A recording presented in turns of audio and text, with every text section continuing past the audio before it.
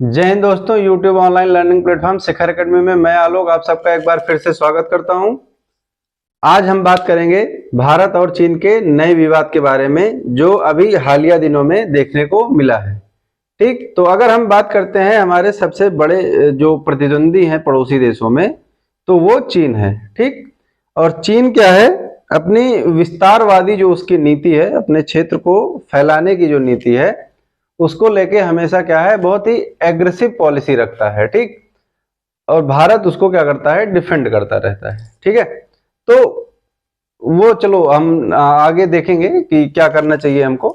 तो पहले सबसे पहले क्या है कि देखते हैं कि नया विवाद जो उठ रहा है इस टाइम पे अरुणाचल प्रदेश में। तो देखिए, चीन के जो सीमावर्ती राज्य हैं उसमें वो हमेशा क्या है, कुछ नया विवाद खड़ा करता रहता है डिस्टरबेंस के लिए। ठीक है, उसकी उसका रीजन क्या है कि उसके जो इंटरनल मैटर है ना, चीन की जो आंतरिक मामले हैं उसके देश के अंदर, उनको उन पर से लोगों का ध्यान हटाने के लिए, जैसे वहां पे क्या है कि उइगर मुस्लिम्स का मुद्दा है जिसपे वो क्या करता है, बहुत जो है तानाशाही के रूप में बहुत शोषण किया जाता है, बहुत जुल्म ढाए जाते हैं वहां पे। ठीक है, सुनने में बातें यहां तक आती हैं कि वहां के लोगों क्या है कि ऑर्गन जो है वो निकाल के वो बेच देता है। तो चीजें यहां तक हैं। ठीक है, लेकिन ये जो ओआईसी है, मुस्लिम देशों का संगठन है, वो उस पर क्या है, हमेशा चुप रहता है। और अभी हाल में ही आप देखे होंगे कि क्या हुआ था, रामनवमी पे भारत में कुछ मतलब क्या था, उपद्रवी गतिविधियां हो गई थी जो नहीं होनी चाहिए। तो उस पे क्या है, ओआईसी का बयान आया कि ऐसा ऐसा हो रहा है, हम नजर बनाए हुए हैं। तो फिलहाल फर्क नहीं पड़ता है, हम क्या है कि हम संप्रभु राष्ट्र हैं, हमें उससे कोई दिक्कत नहीं है। लेकिन क्या है कि ये जो दोराहे होते हैं ना, इन पे जो ये चलते हैं, ये कहीं की नहीं होते। तो ओआईसी उसमें से एक है। ठीक है, वो अपने जो मित्र राष्ट्र हैं उसमें पाकिस्तान भी है, और पाकिस्तान चीन का क्या है, चेला। तो उधार खा के बैठा हुआ है, तो जो चीन बोलेगा वही पाकिस्तान करता रहता है। तो इसीलिए क्या है कि ओआईसी में थोड़ा झुकाव है। अब वो उइगर मुसलमानों के लिए कुछ नहीं बोलते हैं। ठीक, लेकिन अब यहाँ पे क्या है, उस वो दूसरा मुद्दा है। यहाँ पर हम देखते हैं अरुणाचल प्रदेश में भारत और चीन के मध्य जो है वो सीमा का जो विवाद है, उसमें एक नया जो है वो टर्न आया है। ठीक, तो उसके बारे में देखते हैं क्या है। तो सबसे पहले जो देखेंगे कि चर्चा का विषय क्या है। ठीक, चर्चा का विषय क्या है कि जो चीन का नागरिक मंत्रालय है, ठीक है, नागरिक मामलों का जो मंत्रालय है, उसने क्या किया है, एक नया नक्शा जारी किया है। ठीक, और नए नक्शे में क्या किया गया है कि जो अरुणाचल प्रदेश के 11 स्थान है, ठीक, जो कहाँ पे स्थित है, भारत में। ठीक है, तो अरुणाचल प्रदेश के जो नए स्थान हैं, वहां पे वो क्या कर रहा है, वहां पे जो उनके नाम है उनको बदल करके दिखा रहा है। ठीक, मतलब हमारे नक्शे में नहीं, जो उनका नक्शा है उसमें वो नाम को बदल के दिखा रहा है। ठीक है, तो ये क्या है, नया विवाद है। ठीक, तो विवाद आज का नहीं है, क्या है, पुराना है। तो देखते हैं क्या है। तो ये ऐसा भी नहीं है कि चीन ने क्या हुआ, ये पहली बार ऐसा कुछ किया हो, ये करता रहता है लोगों को आकर्षित करने के लिए। ठीक है, और अपने मुद्दे से भटकाने के लिए। 2017 में इसने 6 स्थानों के लिए सेम ऐसे ही किया था, और 2021 में 15 स्थानों के लिए सेम यही चीज किया था। चीन का कहना है कि जो अरुणाचल प्रदेश है उसका जो 90,000 किलोमीटर का एरिया है, ठीक है, 90,000 वर्ग किलोमीटर का जो क्षेत्रफल है अरुणाचल प्रदेश का, वो उसका है। ठीक है, वो हमेशा उस पर अपना दावा करता रहता है। ठीक, और जो ये एरिया है इसको चीन में क्या बोलते हैं, जंगनान। ठीक, क्या बोलते हैं, जंगनान के नाम से जानते हैं। हम क्या बोलते हैं, अरुणाचल प्रदेश, और वो क्या बोलते हैं, जंगनान। ठीक, और उस एरिया को ये बताते हैं कि ये दक्षिण तिब्बत का हिस्सा है। ठीक, अब इनको ये नहीं पता कि तिब्बत ही इनका हिस्सा नहीं है, तो ये यहाँ पे दावा कैसे कर सकते हैं। ठीक, तिब्बत को तो खुद चीन ने कब्जा किया हुआ है ना, तो जब तिब्बत इनका नहीं हुआ तो अरुणाचल प्रदेश इनका कैसे हो जाएगा। ठीक, क्योंकि अरुणाचल प्रदेश की सीमा तो तिब्बत से लग रही है। तो ये चीज है। तो इसमें इसके पीछे क्या, चीन का उद्देश्य क्या है। ठीक, तो सबसे पहला जो उद्देश्य है कि इसकी जो विस्तारवादी नीति है, ठीक है, वो बहुत क्या है, एग्रेसिव है। ठीक है, तो उसका ये हिस्सा है। ठीक, कि अपने मामलों में अपने जो इसके इंटरनल मामले हैं, आंतरिक मामले हैं, वहां से दुनिया का ध्यान भटका रहे। तो उसके लिए क्या करना है, अगर उसका ध्यान भटकाना है तो कोई ना कोई नया मुद्दा ढूंढना पड़ेगा। ठीक, तो ये ऐसे ढूंढता रहता है। ठीक है, और दूसरा क्या है, ये भारतीय क्षेत्र पर कब्जा करना चाहता है। तो सिंपल सी बात है, चाहता है, कर नहीं पाएगा। तो ये उसकी नीति का जो है वो प्रमुख हिस्सा है। ठीक, अब अरुणाचल प्रदेश की सीमा क्या है तो उसको देखते हैं। तो देखिए, सीमा के निर्धारण में दो चीजें होती हैं। अगर स्थलीय सीमा है, ठीक है, तो वहां पे देश जो आपसी समझौते से सीमा निर्धारित होती है वो होती है। ठीक है, प्राकृतिक रूप से जैसे सीमा पर्वतीय इलाकों में क्या होती है, पर्वत पे नहीं बॉर्डर बना सकते ना, तो वहां पे क्या था कि नदियों के द्वारा सीमा का निर्धारण हुआ था। ठीक है, कि नदी के इस पार ये, नदी के इस पार वो। ठीक, तो ये तो हो गया प्राकृतिक। ठीक है, अब इसका जो हिस्टोरिकल बैकग्राउंड है 1914 से शुरू होता है। 1914 में एक त्रिपक्षीय समझौता हुआ था जिसमें ब्रिटेन, चीन और भारत शामिल थे। ठीक, इसको बोलते हैं शिमला समझौता। ठीक है, शिमला समझौता के नाम से जानते हैं। तो 1914 में ये हुआ था। अब इसमें क्या था, चीनी गणराज्य के जो व्यक्ति थे, वो प्रतिनिधि थे, वो शामिल थे। तो उसके पहले क्या था, चीन में 1912 तक राजवंश था। ठीक है, तो राजा का शासन था। उसके बाद जब विद्रोह हुआ, राजा हटे, तो क्या हुआ, चीनी गणराज्य की स्थापना हुई। ठीक, तो चीनी गणराज्य के प्रतिनिधि क्या थे, शिमला समझौता में आए। वहां पे चीजें जो है वो डिसाइड हुई। तो वहीं पे क्या हुआ, मैकमोहन रेखा का निर्धारण किया गया भारत और तिब्बत के बीच में। ठीक है, भारत और तिब्बत के बीच में क्या था, निर्धारण किया गया। लेकिन क्या है कि तिब्बत पर किसका कब्जा है, चीन का। तो मैकमोहन रेखा किसके बीच में मानी जाती है, भारत और चीन के बीच में। ठीक, तो पहली बात तो भारत को यही नहीं मानना चाहिए कि मैकमोहन रेखा भारत और चीन के बीच में है। भारत को हमेशा कहना चाहिए कि मैकमोहन रेखा जो है भारत और तिब्बत के बीच में है, आप कहां से आ गए। ठीक है, अब ये जो तिब्बत मैकमोहन रेखा है, ये भूटान के पूर्वी क्षेत्र से शुरू होती है और म्यांमार और चीन की सीमा तक जाती है। ठीक है, तो ये अगर देश है, ठीक है, तो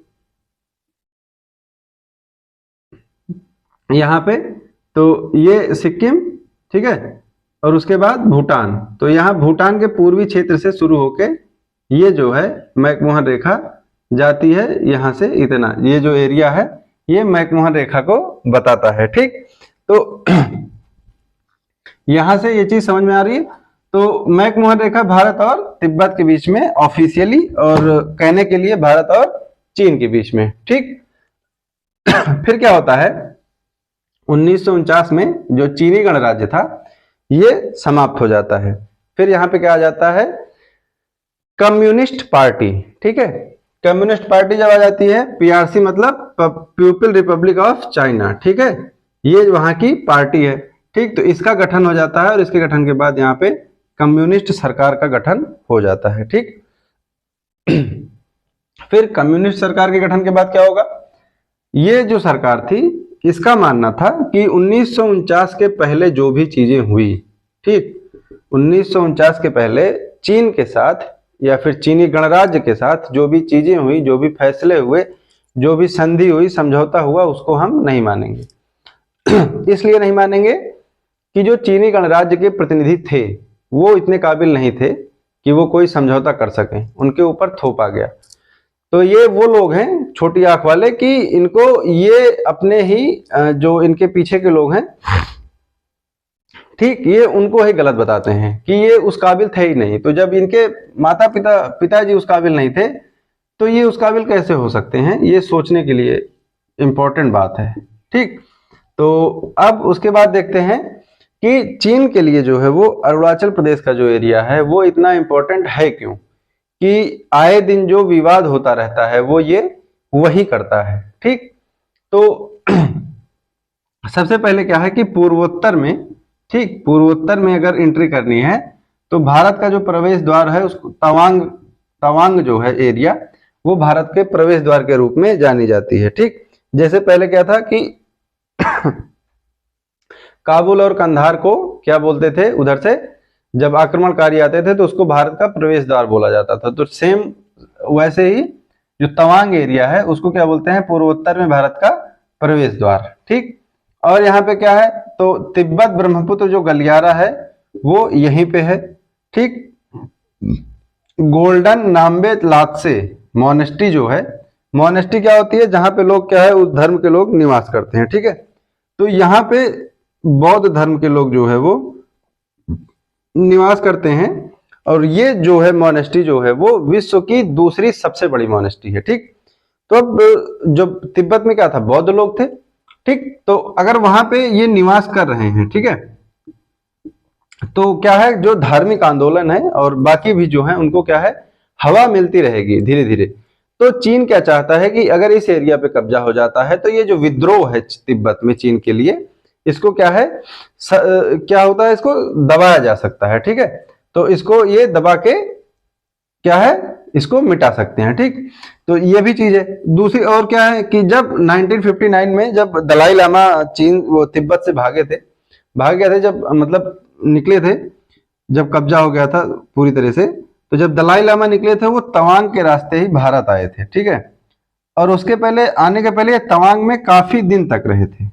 ठीक, जब भारत में इन्होंने शरण लिया था तो ये बहुत दिन तक तवांग में रहे थे।